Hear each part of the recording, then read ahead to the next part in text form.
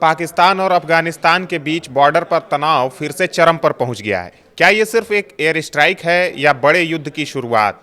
रविवार तड़के Pakistani fighter jets ने अफगानिस्तान में घुसकर टीटीपी यानी तहरीक तालिबान पाकिस्तान और आईएसकेपी के ठिकानों पर हमला किया और अब अफगान तालिबान ने बदला लेने की कसम खा ली है। क्या ये हमला पाकिस्तान की सुरक्षा को बचाएंगे या दोनों देशों को और खून खराबे की ओर धकेल देंगे? आइए जानते हैं पूरी कहानी। नमस्कार, मैं ओमकार पांडे और स्वागत है आपका न्यूज़ 18 राजस्थान के डिजिटल प्लेटफॉर्म पे।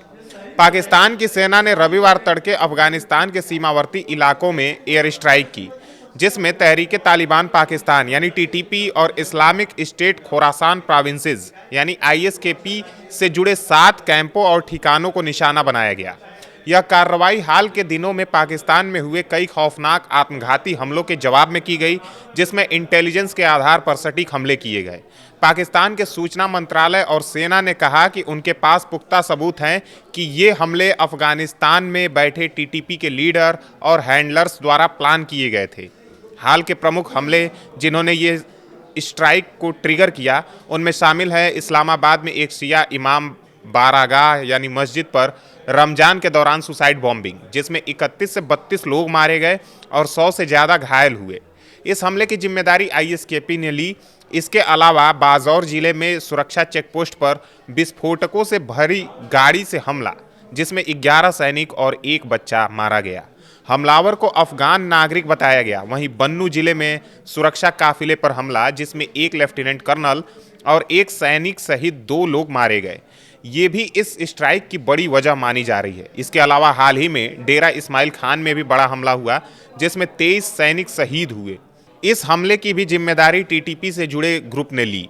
पाकिस्तान ने इन हमलों को अफगानिस्तान से संचालित बताया और कहा कि टीटीपी अफगानिस्तान में सुरक्षित बैठकर पाकिस्तान पर हमले करवा रहा है। सूचना मंत्री अताउल्लाह तरार ने एक्स पर पोस्ट किया कि इंटेलिजेंस बेस्ड सेलेक्टिव ऑपरेशंस थे, जो क्षेत्रीय और वैश्विक शांति के लिए बेहद जरूरी थे। पाकिस्तान ने अफगान तालिबान से अपील की है कि 2020 के दोहा समझौते के मुताबिक अपनी जमीन को आतंकियों के लिए इस्तेमाल न होने दें और अंतर्राष्ट्रीय समुदाय से दबाव डालने की मांग की। अफगानिस्तान की तरफ से अभी कोई आधिकारिक बयान सामने नहीं आया है, लेकिन स्थानीय सूत्रों और मीडिया रिपोर्ट्स के अनुसार हमले पक्तिका प्रांत के बरमल और अरगुन जिले में हुए, जहां एक मदरसे को भी निशाना बनाया गया।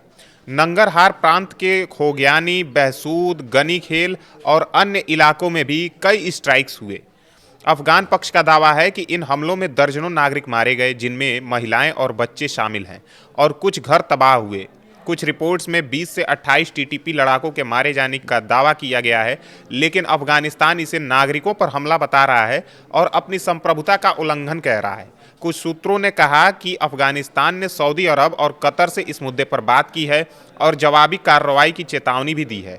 यह पाक अफगान बॉर्डर टेंशन का नया दौर है, जो 2021 में तालिबान के सत्ता में आने के बाद से लगातार बढ़ता जा रहा है।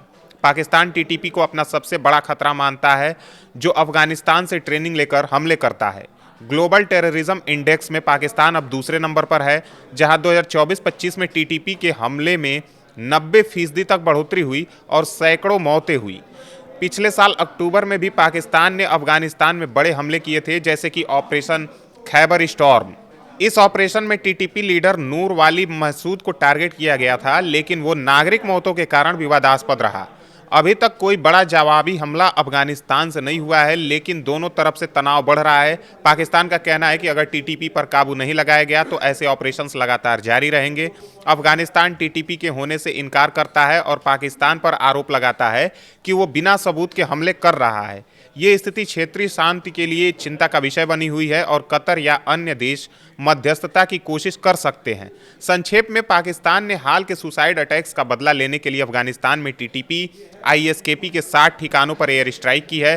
पाकिस्तान का दावा है कि कई आतंकी मारे गए, जबकि अफगानिस्तान में नागरिक मौतों की खबरें हैं। ये पाक अफगान रिश्तों को और खराब कर सकता है।